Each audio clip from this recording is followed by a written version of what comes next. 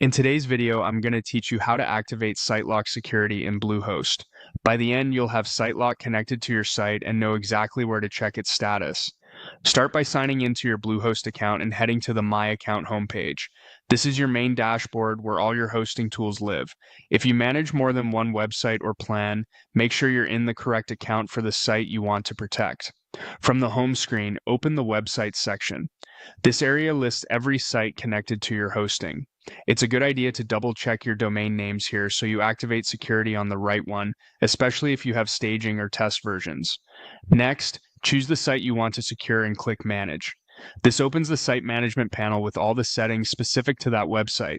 If you can't find Manage right away, scroll through your site list or use the search bar to locate the exact domain. Inside the Site Management panel, go to the Security tab. This section centralizes any built-in protections and third-party security services available through your hosting.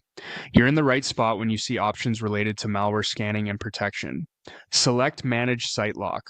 Bluehost will route you to the Sitelock area associated with your account. In many cases, this opens a new tab or window.